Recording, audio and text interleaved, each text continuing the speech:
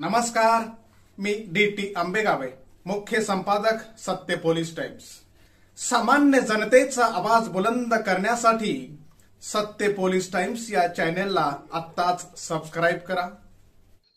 तळे विभाग शिक्षण प्रसारक मंडळाचे कला वाणिज्य आणि विज्ञान कनिष्ठ महाविद्यालय तळा येथे गुरुपौर्णिमा मोठ्या उत्साहात साजरी करण्यात आली। यावेळी प्रमुख अतिथी म्हणून संस्थेचे विश्वस्त श्री मारुती शिर्के गुरुजी यांची विशेष उपस्थिती होती। या प्रसंगी प्राचार्य श्री दिलीप ढाकणे, प्राध्यापक पाटील एनसी, प्राध्यापक घाणेकर बीएन, प्राध्यापक कसबे पीपी, प्राध्यापक भुरे टीएन, प्राध्यापक सरजे व्हीबी, प्राध्यापिका कुलकर्णी बीएस, प्राध्यापक वाडीकर केजे, प्राध्यापक शिंदे बीडी, प्राध्यापक गायकवाड पीएम, प्राध्यापक जमादार एसटी, प्राध्यापक आंबेगावे डीटी आदी मान्यवर उपस्थित होते। यावेळी सर्व गुरुजनांचे विद्यार्थ्यांनी स्वागत केले। दरम्यान श्रावस्ती माळी, प्रणाली रसाळ आणि रिया खांडेकर या विद्यार्थिनीनं गुरुबद्दल कृतज्ञता व्यक्त केली।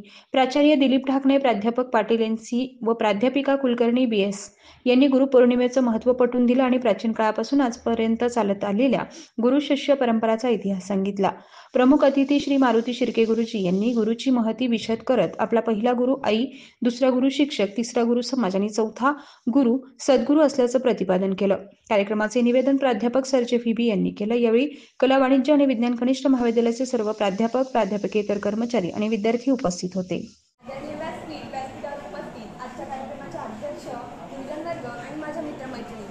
आज मी तुम्हाला गुरुपौर्णिमेचं महत्त्व याबद्दल 2 शब्द सांगते ते तुम्ही शांतपणाने ऐका अशी मी तुम्हाला विनंती करते। गुरु म्हणजे ज्ञानाचा उगम आणि अखंड वाहणारा झरा। गुरु म्हणजे निष्ठा आणि कर्तव्य। गुरु म्हणजे निस्सीम श्रद्धा आणि भक्ती। गुरु म्हणजे विश्वास आणि वात्सल्य। गुरु म्हणजे आदर्श आणि प्रमाणतेची मूर्तिमंत प्रतीक। आजपर्यंत कळत नकळतपणे ज्ञान देणाऱ्यांना सर्वांना मी गुरुपौर्णिमेच्या हार्दिक शुभेच्छा देते। गुरुपौर्णिमा गुरुबद्दल आदर, प्रेम, आपुलकी व्यक्त करणारा दिवस। आषाढ शुद्ध पौर्णिमेला गुरुपौर्णिमा म्हणतात। या दिवसाचे फार प्राचीन काळापासून महत्त्व आहे। तिथीनुसार हा दिवस महर्षी व्यासांचा जन्मदिवस म्हणून साजरा करतात। महर्षी व्यास हे ज्ञानी व तपस्वी होते। त्यांनी महाभारत हा ग्रंथ लिहिला, म्हणून या पौर्णिमेला व्यास पौर्णिमा असेही म्हणतात। भारतीय संस्कृतीमध्ये गुरूंना आदराचे स्थान आहे। गुरूंना पूजनीय मानले जाते। गुरु म्हणजे आपल्याला ज्ञान देतात, मार्गदर्शन करतात।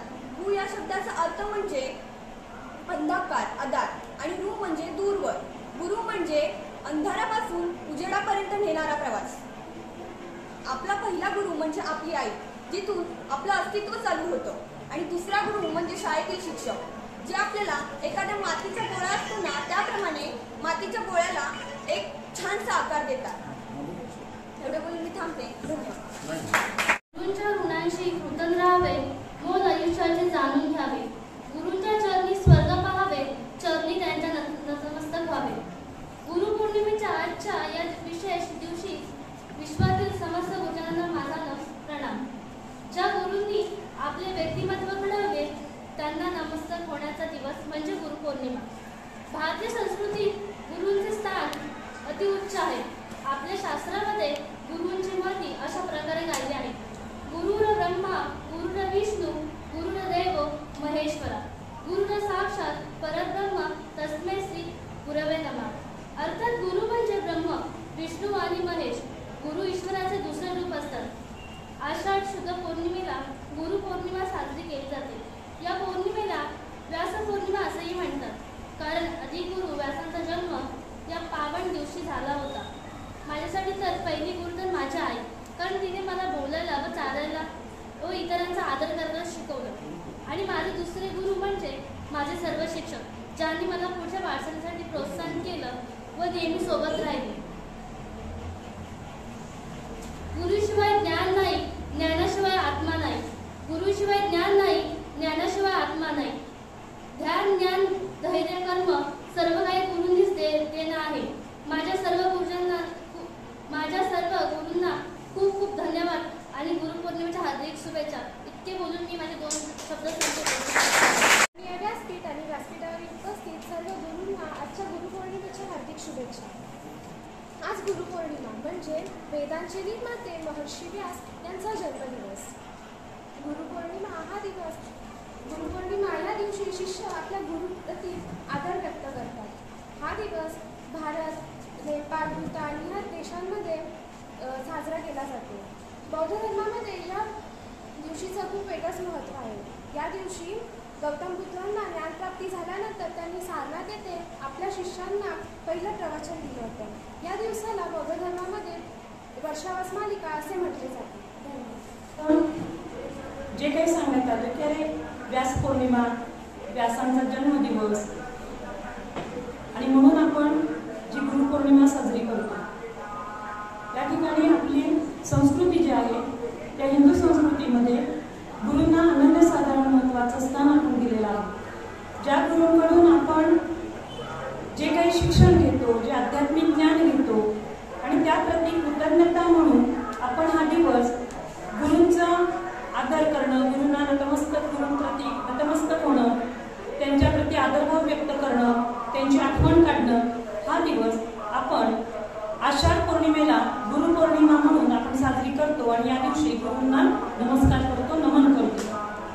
या ठिकाणी संत कबीरांचा उल्लेख आपण करूया की या दिवशी म्हणजे या पार्श्वभूमीवरती एकदा कबीर म्हणतात की समजा माझ्या घरी गुरु आणि परमेश्वर एकाच क्षणी जर माझ्या घरी आले तर सगळ्यात प्रथम मी कुणाला नमस्कार करावा बरं? कबीर फक्त प्रश्न विचारत नाही किंवा विचारून नुसतं सोडून देत नाही, तर आपल्याला त्याचं उत्तरही कबीर लगेच देतात. कबीर म्हणतात की ज्या क्षणी गुरु आणि परमेश्वर जर एका क्षणी माझ्या घरी आले असतील तर पहिला नमस्कार मी अर्थातच माझ्या गुरूंना करेन, कारण या गुरूंमुळे मला परमेश्वराचं दर्शन किंवा परमेश्वर माझ्या घरी येण्याचं सद्भाग्य मला त्यांच्यामुळे लाभलं असेल, आणि म्हणूनच मी माझा पहिला नमस्कार हा माझ्या गुरूंना करेन. म्हणजे गुरुचं महत्व अनन्यसाधारण असं सांगण्यात येतं. गुरु आपल्याला अंधकारातून मुक्त करतात, याचाच अर्थ जे प्रकाश ते दिला जातो. प्रकाश म्हणजे नक्की काय रे? समजा एखादं गणित सरांनी आपल्याला येत नाहीये म्हणून शिकवायचा प्रयत्न केला. अरे असं नाही, हे स्टेप अशी केले, असं नको करू, असं कर, असं नको, हे बघ, असं करून बघ बरं, असं येते का बघ, तुला हे जमतंय का बघ. आणि मग ज्या क्षणी आपल्याला हे समजतं आणि आपले डोळे एकदम आनंदाने चमकून जातात, अरे वा जमलं की, गणित सुटलं, अरे वा कळलं की आपल्याला, हे आपल्याला आलं. हा ज्या वेळेला आपल्याला समजतो आपण आणि एकदम आपले डोळे चमकून जातात, हा प्रकाशाचा मार्ग गुरु आपल्याला देऊन जातात. दत्तात्रेयांच्या बाबतीत आपण त्यांना आद्य गुरु म्हणतो, गुरूंचे गुरु म्हणलं जातं, दत्तात्रेयांना आपण म्हणतो. त्या गुरूंनी, त्या दत्तात्रेयांनी आपल्या आयुष्यामध्ये अनेक निरनिराळे गुरु केले असं म्हणतात. ते म्हणतात की या चराचर सृष्टीतून मी प्रत्येकाकडून काहीतरी शिकलो, अगदी मुंगीकडून पण शिकलो. म्हणून मुंगीला सुद्धा इथं त्यांनी देवत्व दिलेलं आहे, गुरुचं स्थान दिलेलं आहे.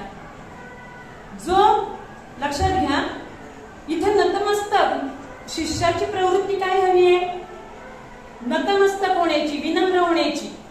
काठोकाठ भरलेला समुद्र आहे, नदी आहे, आणि या नदीमध्ये आपण पाणी आणायला गेलो, कळशीनं जर पाणी आणायचंय तर कळशी जशीच्या जशी उभी ठेवून चालेल का? कळशी थोडी वाकडी करायला लागते, तेव्हा ते पाणी त्या घागरीमध्ये पाणी भरलं जातं. शिष्याची प्रवृत्ती सुद्धा तशीच विनम्रतेची असावी. आणि म्हणूनच आपण आपल्या गुरुला स्थान देतो, मोठेपणा देतो.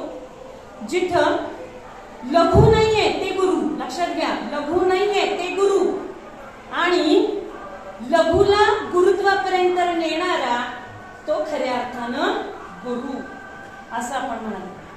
लक्षात येते? लघु म्हणजे कमीपणा.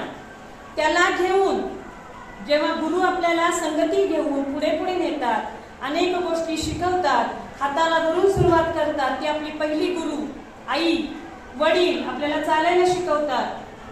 आणि मग या आद्य आपल्या आई वडिलांची परंपरा आपण पुढे नेत शिक्षकांप्रती कृतज्ञ राहतो.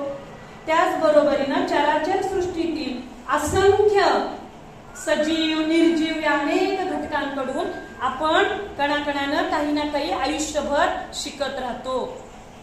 आयुष्यभर आपण विद्यार्थीच असतो आणि विद्यार्थीच राहावं माणसानं, की जेणेकरून आपल्याला आयुष्यभर काहीतरी सतत दुसऱ्याकडून काहीतरी घेता येईल.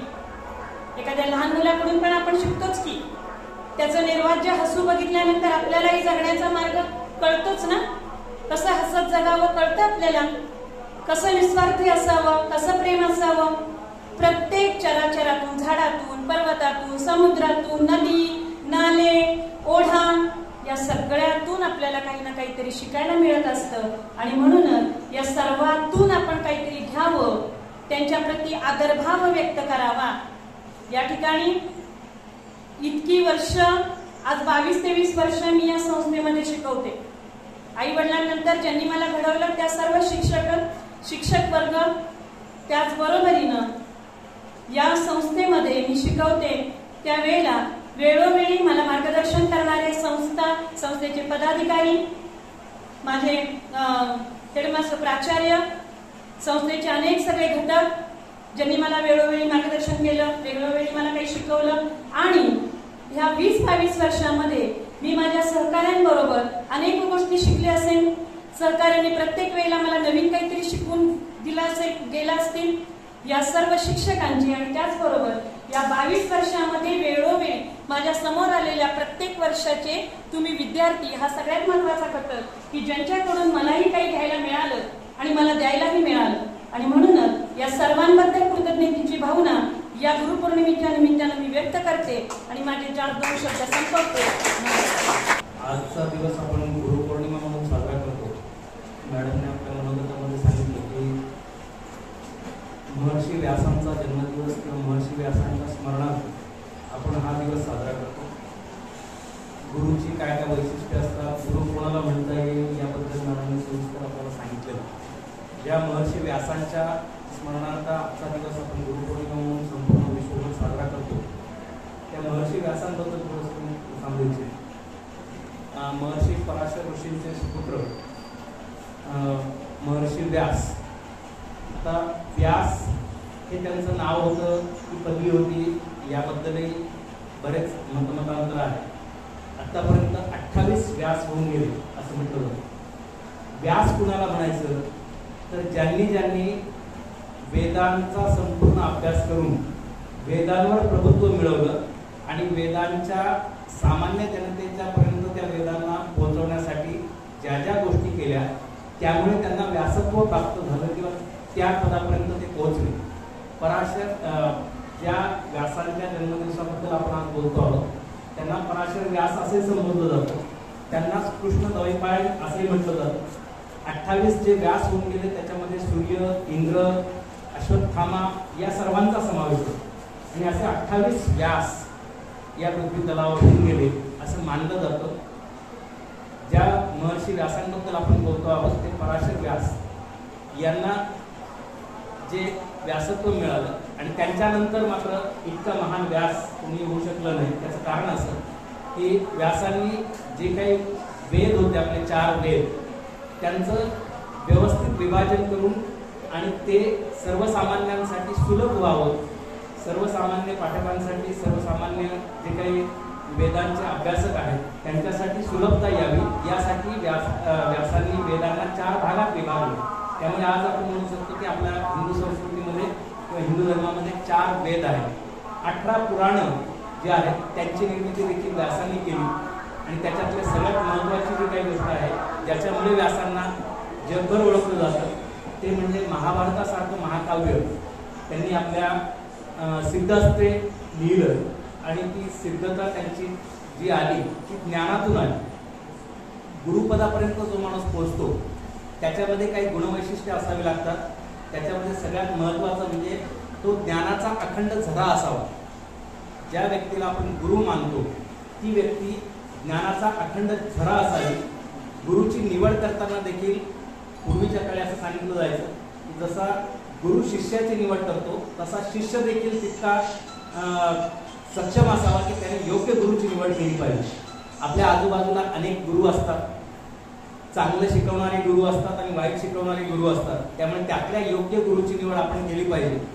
योग्य वयात योग्य गुरु मिळाला की आपल्याला योग्य मार्ग दिसतो. गुरु हा नेहमी मॅडमने सांगितल्याप्रमाणे तमसोमा ज्योतिर्गमय या पद्धतीने आपल्याला ज्ञानदान करतो किंवा मार्गदर्शन दाखवतो. अंधाराकडून प्रकाशाकडे नेण्यासाठी जो आपला बोट धरून त्या अंधाराच्या वाटेतून प्रकाशाच्या वाटेकडे नेण्यासाठी आपल्याला सहाय्य करतो त्याला आपण गुरु म्हणतो.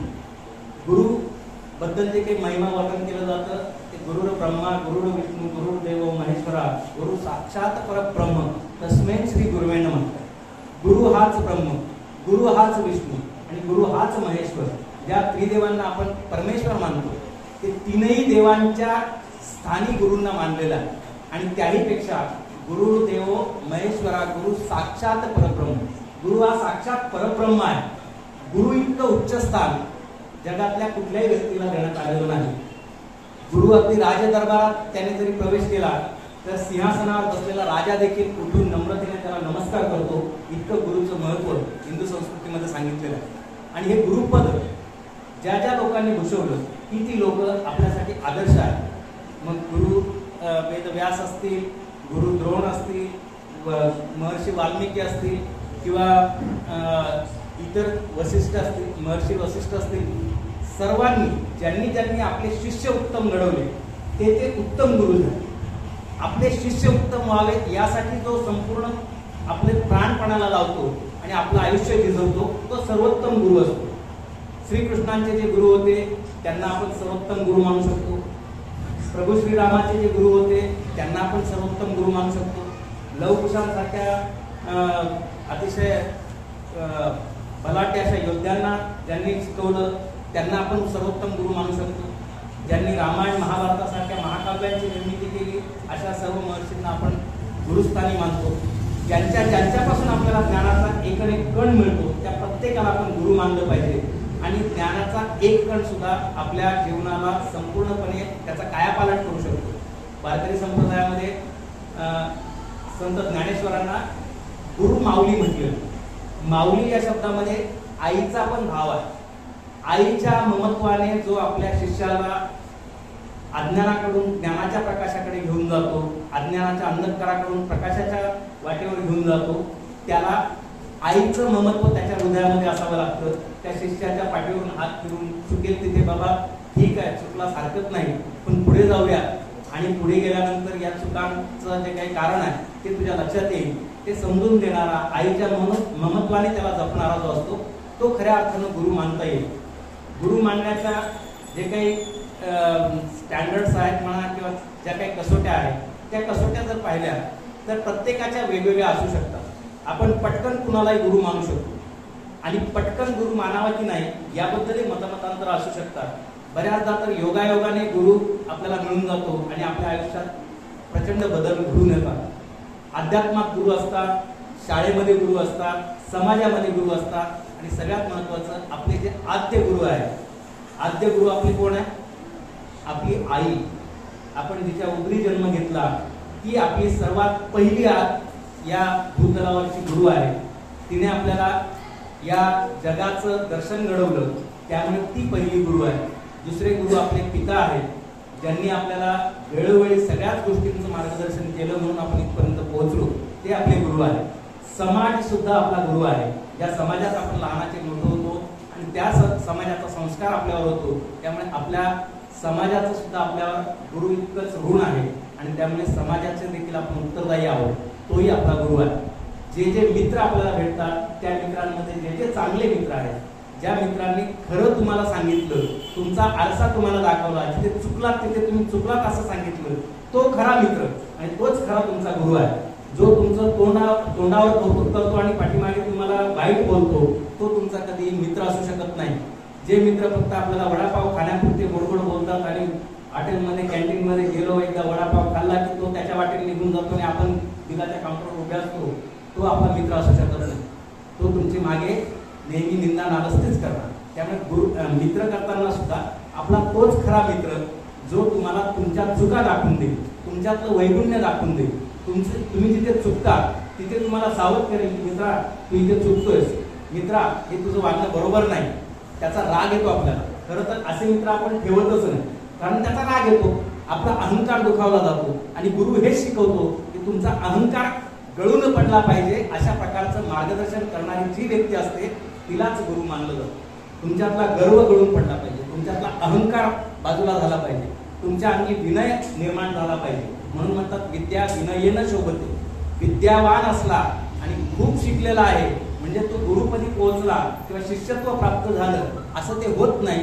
विद्या ही नेहमी विनयाने म्हणजे नम्रतेने शोभते. जो अतिशय उच्च विद्या विभूषित आहे त्याच्या अंगी जर नम्रता असेल तर ती दागिन्यासारखी शोभून दिसते. ती नम्रता खऱ्या अर्थानं त्या विद्येला महत्व प्राप्त करून देते. आणि म्हणून विद्या जरी आली, कितीही ज्ञानी तुम्ही झाला तरी नम्रता हा गुण मात्र सोडू नका. ज्या दिवशी तुमच्या काही अहंकार निर्माण झाला त्या दिवशी तुमचा दुर्योधन व्हायला वेळ लागणार नाही. कितीही तुम्ही ज्ञानी झालात, कितीही धनवान झालात तरी सुद्धा त्याची किंमत शून्य असेल. गुरुच्या आश्रमामध्ये म्हणा, आपल्याकडे आता आधुनिक काळामध्ये आपण त्याला शाळा म्हणूया, या शाळेमध्ये अनेक प्रकारचे विद्यार्थी आहेत. एका वर्गामध्ये आम्ही शिकवतो त्यावेळेला समोर बसणाऱ्या सर्व विद्यार्थ्यांना आम्ही सारखंच शिकवतो. गुरु हे सगळ्यांना सारखंच ज्ञान देत असतात, पण शिष्याची देखील पात्रता असावी लागते. शिष्याची पात्रता महत्वाची. शिष्याने घेताना काय घ्यायचं आणि काय नाही घ्यायचं हे त्याला ठरवता आलं पाहिजे. आणि तो सत्सद विवेक सुद्धा तुमच्या जागृत करण्याची जबाबदारी ही गुरूंची असते.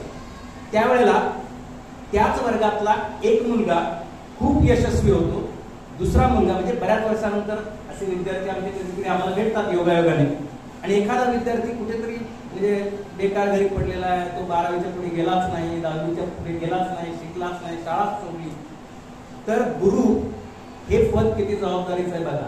जसं शिष्याच्या यशाचे भागीदार गुरु असतात तसे शिष्याच्या अपयशाचे सुद्धा ते भागीदार असतात असं मानणाऱ्यांपैकी मी आहे. कारण जसं यशाने गुरुने घुरळून जायचं नाही शिष्याच्या, आणि अपयशाने देखील खचून जायचं नाही. त्या अपयश आलेल्या विद्यार्थ्याला आपण घडवू शकलो नाही की नितांत खंत ज्या गुरुच्या मनामध्ये असते तो श्रेष्ठ गुरु असतो. ती खंत कुठेतरी मनात ठेवावी लागते. आणि शिष्यांनी देखील एकाच वर्गात सगळं सारखं शिकवलं तरी तो मुलगा असा का निघाला किंवा ती मुलगी अशी का निघाली याची उत्तरं त्या मुलांनी किंवा मुलींनी शोधली पाहिजे. ते घेताना आपण आपलं पात्र कमी पडलं का, आपलं पात्र गळकं होतं का, ज्याच्या ज्ञानाचा पाणी ओतलं, अमृत ओतलं, ते अमृत आपल्या पात्रातून गळून गेलं आणि त्या मुलाच्या पात्रात मात्र जसेच्या तसं राहिलं, म्हणून तो इतक्या उच्च पदापर्यंत पोहोचला आणि आपण मात्र तसेच जसे होतो तसेच राहिलो पोरीपाटी. तर हे का झालं याचे अंतर्मनामध्ये आपण आत्मबोध घेतला पाहिजे. आपण त्याचं आत्मसंशोधन केलं पाहिजे आणि त्याच्यावरही मात करता आली पाहिजे. शिष्य देखील पात्र असावा लागतो. म्हणून गुरु द्रोणांनी पांडवांनाही शिकवलं आणि कौरवांनाही शिकवलं. ते दोघांचे गुरु. पण पुढे महाभारताचं सगळं जर आपण वाचन केलं तर आपल्या सगळ्यात जास्त लक्षात राहणारे म्हणण्यापेक्षा जे महाभारताचे खरे हिरो आहेत ते 5च आहे. कोण? 5 पांडव, 100 कौरव असून संख्येने, आणि सर्व जे काही ज्ञान द्रोणांकडे होतं त्यांनी सर्वोत्तम ज्ञान देण्याचा प्रत्येक शिष्याला प्रयत्न केला. त्यांचा आवडता शिष्य जरी अर्जुन असेल तरी सुद्धा सर्वांना कुठल्या ना कुठल्या विद्येत त्यांनी पारंगत केलं होतं. अगदी दुर्योधनाला गदा युद्धात पारंगत केलं होतं, दुःशासनाला केलं होतं. पण मग त्यांनी घेताना त्यांनी काय घेतलं हे महत्त्वाचं. शेवटी तर गुरुद्रोणांना कौरवांकडून लढावं लागलं आणि कौरवांच्या बाजूने गुरुद्रोण असून स्वतः गुरु असून देखील ते युद्ध कौरव जिंकू शकले नाहीत. त्याचं कारण काय? तिथे धर्म कुणाच्या बाजूने होता, नीती अनिती कुणाच्या बाजूने होती, ही महत्वाचं आहे. आज आपल्या या कार्यक्रमासाठी अध्यक्ष म्हणून लाभलेले आपले शेळके गुरुजी, मी सुरुवातीला माझी सुरुवात जी केली ती आदरणीय व्यासपीठ अशी केली. ज्या स्थानावर आज आपले पाहुणे बसलेले आहेत त्याला व्यासपीठ म्हटलं, म्हणजे उच्च स्थानी ते बसलेले आहेत असा त्याचा अर्थ होतो. आज ऋषितुल्य असणाऱ्या आपल्या गावातील ज्यांनी आपलं आयुष्य, आज मला वाटतं 85च्या आसपास वय आहे, 84 सुरू आहे. या वयात देखील सळसळता उत्साह आणि तरुणांना लाजवेल अशा पद्धतीने गुरुजी वावरत असतात. समाजाला खूप काही त्यांनी आपल्या आयुष्यामध्ये दिलं. एका आयुष्यात माणूस काय काय देऊ शकतो त्याचंही एक मूर्तिमंत उदाहरण काय आहे. ते स्वतः शिक्षकी पेशात होते, संपूर्ण आयुष्य शिक्षकी पेशात वाहून दिलं. स्वतः चांगले खेळाडू होते, उत्तम खेळाडू, उत्तम अभिनेते. गुरुच्या अंगी अनेक गुण असतात आणि गुरु हा सद्गुणी, नुसता सद्गुणी नाही, तो बहुगुणी असला पाहिजे. बहुगुणी गुरु जो असतो तो आपल्या प्रत्येक प्रकारच्या शिष्याला त्या त्या प्रकारचं ज्ञान देऊन त्याला मोठं करण्याचा प्रयत्न करू शकतो. एकच गुण असेल आणि त्याच गुणांसह सगळ्या विद्यार्थ्यांना घडवायचं ठरवलं तर ते होणार नाही. प्रत्येकामध्ये वेगळा काहीतरी गुण असतो. कुणी मठ्ठ नाही. तुमच्या डोक्यामध्ये मेंदू नावाची गोष्ट आहे, म्हणजे तुम्ही चांगले आहात, तुमच्या अंगी काहीतरी वेगळं वैशिष्ट्य घेऊन निसर्गाने किंवा देवाने तुम्हाला इथे पाठवलेलं आहे. तर त्या गुणांना त्या गुणांची जाणीव तुम्हाला करून देणारा जो आहे तो खरा गुरु, की या गुणाला तू जर पुढे त्याचा विकास केलास तर तू अतिशय चांगला विद्यार्थी होऊ शकतोस किंवा चांगल्या गोष्टी तू मिळवू शकतोस आयुष्यामध्ये, असं तो जाणीव करून देतो ना, तो सुद्धा चांगला गुरु असतो. असे अनेक गुरूंची उदाहरणं देता येतील. अनेक शिष्योत्तम जे आहे त्याच्यामध्ये श्रीकृष्ण आहे, प्रभू श्रीराम आहे, एकलव्य हा देखील आपण शिष्योत्तमांमध्ये गणला जातो. गुरुच्या फक्त स्मरणाने ज्याने विद्या प्राप्त केली, म्हणजे गुरुचं महानता किती आहे बघा. गुरुला त्याने प्रत्यक्ष बघितलेलं नाही, एक पुतळा उभा करून त्यांच्या समोर त्यांचं नामस्मरण करून त्यांना स्मरून फक्त कल्पनेने आणि त्यांच्याकडनं ज्याने उत्तम धनुर्विद्या प्राप्त केली. असं म्हणतात की एकलव्याचा जर अंगठा गुरु द्रोणांनी घेतला नसता तर कदाचित अर्जुनाला सुद्धा मागे टाकेल इतका सर्वोत्तम धनुर्धर हा एकलव्य होऊ शकला असता. कदाचित त्यामागे काहीतरी गुरूंची जे काही म्हणतो ना आपण, गुरूंच्या मनामध्ये वेगळ्या काही योजना असतील, भविष्यातला वेध त्यांना घेता येऊ शकत होता.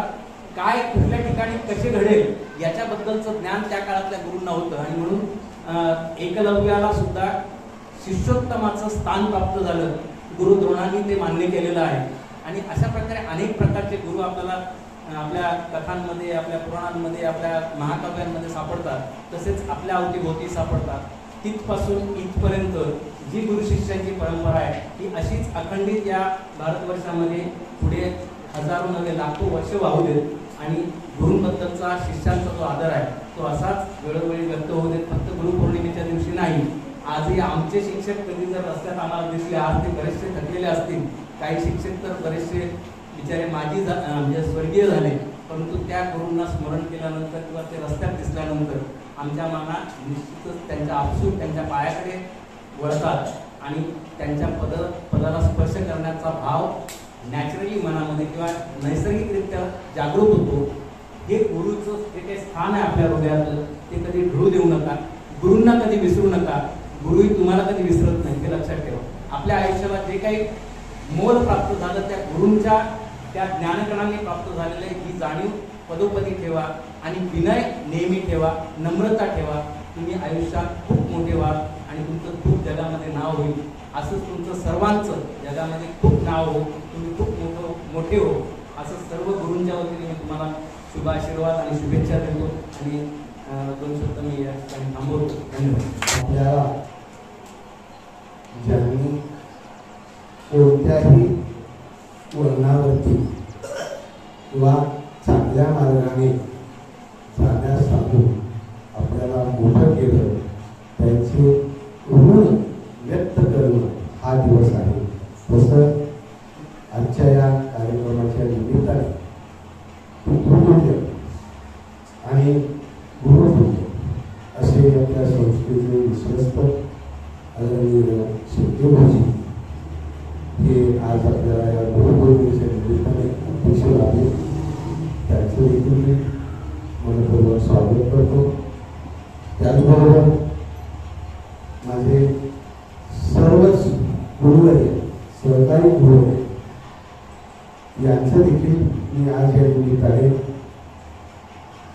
त्यांना गुरुपौर्णिमेच्या शुभेच्छाही देतो, स्वागतही करतो.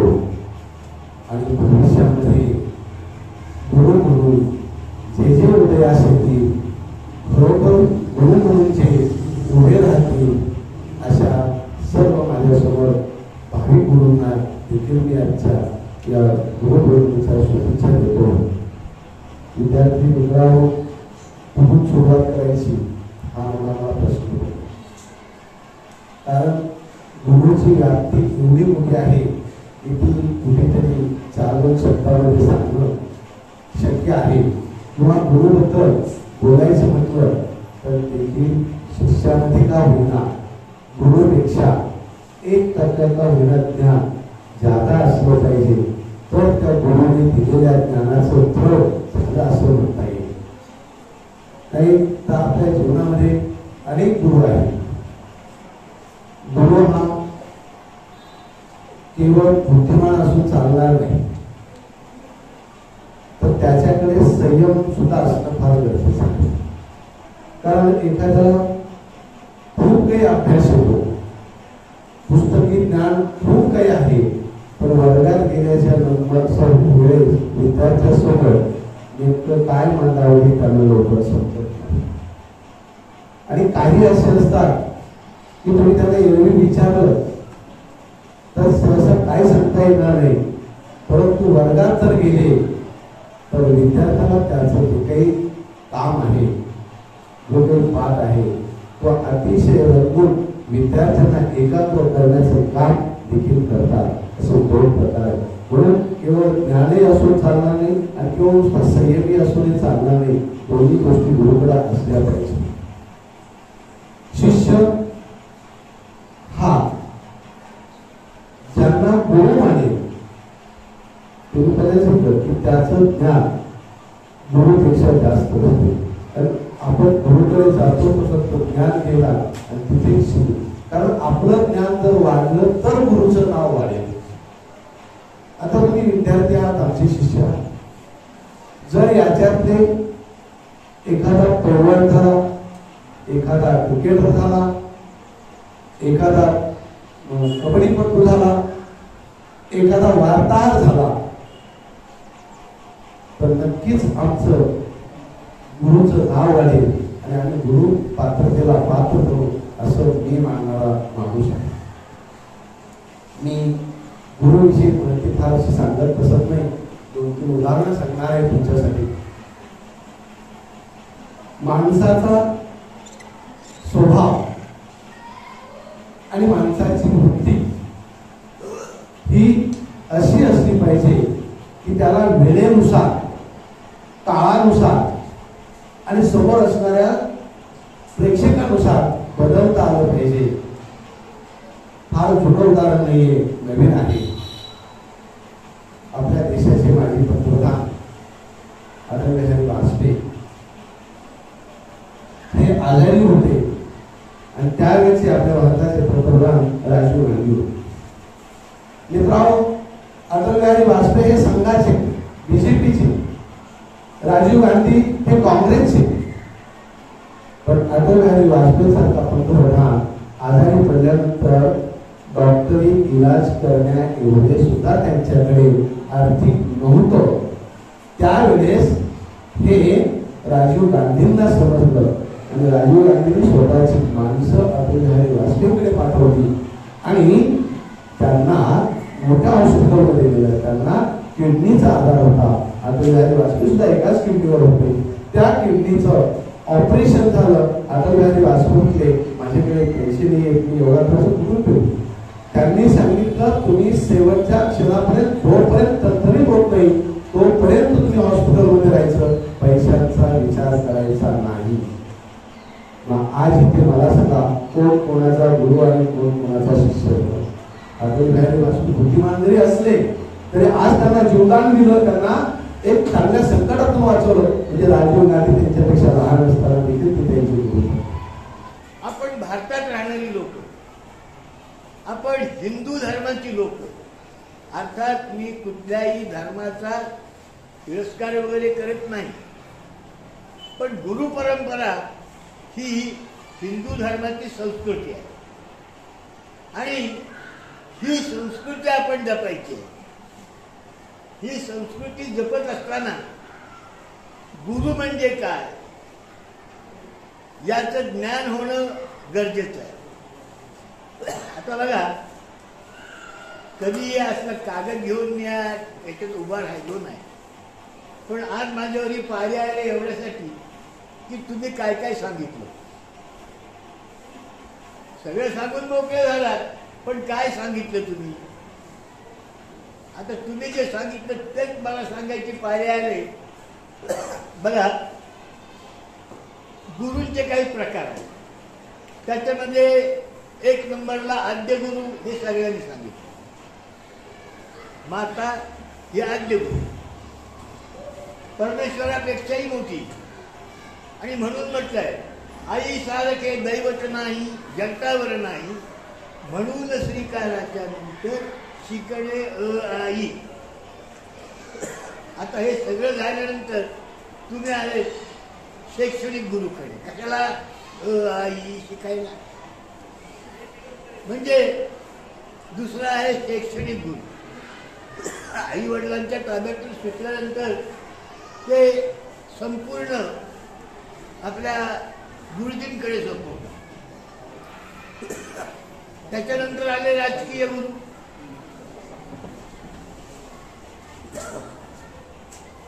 काही वेळी धर्मगुरु, सांप्रदायिक गुरु आणि शेवटचे गुरु म्हणजे सद्गुरू. तुम्हाला राजकीय गुरु असतात. राजकीय गुरु आता कुणाचे निरनिराळे असतात. काहींचे राजकीय गुरु सुनील तटकरे असतात, काहींचे भरत गोगावले असतात, तर कोणाचे आपला राजकीय गुरु फडणवीस असते. हे राजकीय गुरु की जे राजकारणामध्ये तुम्हाला ओढून राजकारण दाखवतात आणि आपण मात्र त्याला गुरु म्हणतो. ते राजकीय गुरु. तसेच राजगुरु की जे गुरु आपल्या म्हणजे दालनात आले तर राजाने सुद्धा उठून उभं राहिलं पाहिजे असं जे आमचं कर्तृत्व ते राजगुरु. काही सांप्रदायिक गुरु असतात, निरनिराळे संप्रदाय असतात. काहींचा बैठकीचा संप्रदाय असेल, काहींचा वारकरी संप्रदाय असेल किंवा इतर आणखीन कोणते निरनिराळे संप्रदाय असतील. हे सांप्रदायिक गुरु. आणि शेवटचा गुरु म्हणजे सद्गुरू. सद्गुरू म्हणजे काय? तुम्ही जन्माला आल्यानंतर जन्म आणि मरण याच्यामधला जो अंतर असतो त्याला आपण संसार म्हणतो किंवा काही लोक जीवन म्हणतात. तेव्हा ह्या जीवनामध्ये तुम्ही काय केलं, तुम्ही कसं वागला, कर्म धर्म कशा प्रकारे तुमची होती आणि या मार्गातून तुम्हाला मोक्षाप्रत नेणारे जे ज्ञान देतात ते सद्गुरू. बाकीचे सगळे गुरु, पण सद्गुरू हे तुम्हाला मोक्षापर्यंत नेण्याचं ज्ञान देतात.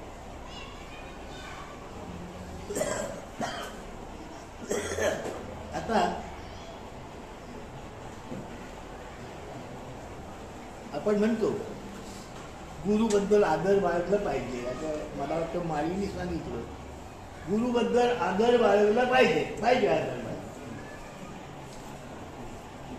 पण माझं असं म्हणणं आहे गुरूंनी सुद्धा आपला शिष्य आपला आदर राखी असंच राहिलं पाहिजे.